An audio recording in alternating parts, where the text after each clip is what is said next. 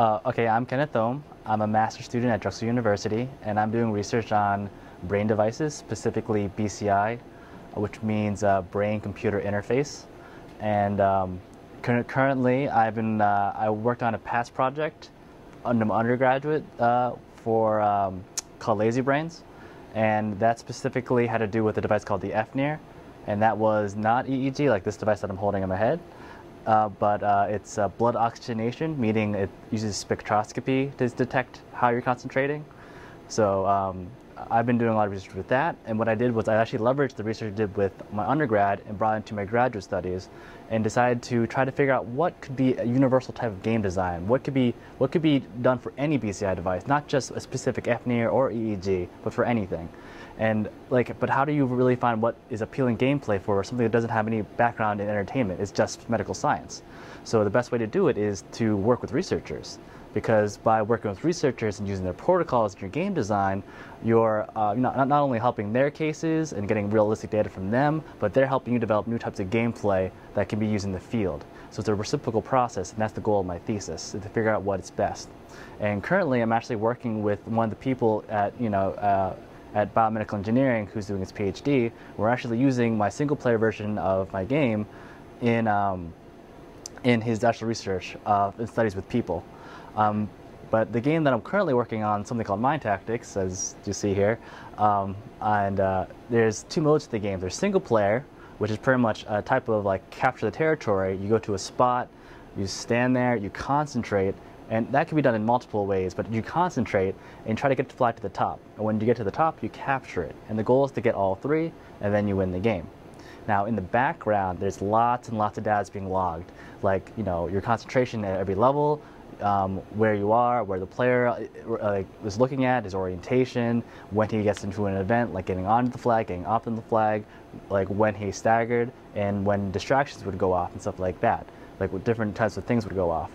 I mentioned distractions. Distractions used because you understand when you have a device like this, you can easily get mastery over someone else. When you master the device, it's pretty much done, and you can pretty much beat any sort of person that just starts.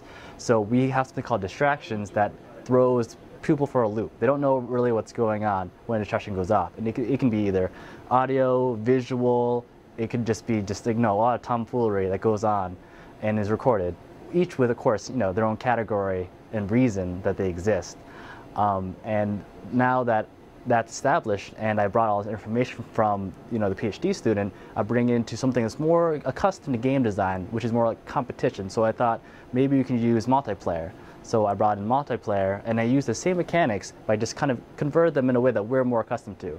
So now distraction is used by other players, like items, similar to Mario Kart. And you still capture territories, but now you can kind of figure out where the other players are, so you can make a strategy to go against them. And that can be many ways. And my future goal is actually to bring it online. And we'll have thousands and thousands of players doing it and getting tons and tons of research done, for the researchers, the data they can gather. So when they make these designs, they can imply certain things with a higher, with a higher relevance to what they're trying to produce in the first place. Well, first of all, when we use the FNIR, there's several voxels that is read, and voxels represents a 3D volumetric measurement of blood oxygenation in the frontal lobe of someone's brain. And it sounds kind of complicated, but very much when you use the FNIR device, it projects light into the frontal lobe, and it bounces off oxygenated hemoglobin, because they have just the right spectrum to bounce off or be refracted.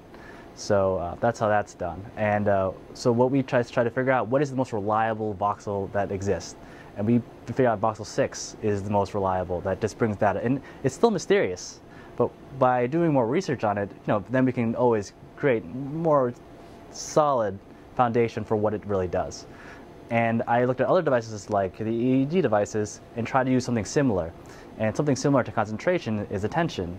So I'm trying to use those two to correlate a game design that both could benefit from. And that's why I pretty much found the core concept between my game, Mind Tactics. Well, originally this device was only $50 when I began my thesis. That was great, because $50 for a brain device, people will pay for that.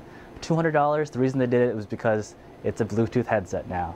They're like, oh, well, gamers will love headsets. No, they don't want this headset. But anyways, the point is that this thing represents more than just, you know, a kind of a weird business plan, but it represents that consumer EEG devices are coming onto the market. These devices are safe. These devices could spread. So maybe in the future, more people, more gamers will actually get these devices, and then they'll become like the new form. And as they get more complicated, maybe we won't have to rely on this and your hands, just this instead, just using this as your cursor control and for all control. But for now, these are a little too slow, so you're going to have to use a controller or something like that. As you see in my game, I actually use the keyboard, but I can put any device I want to be connected to it. So there you go.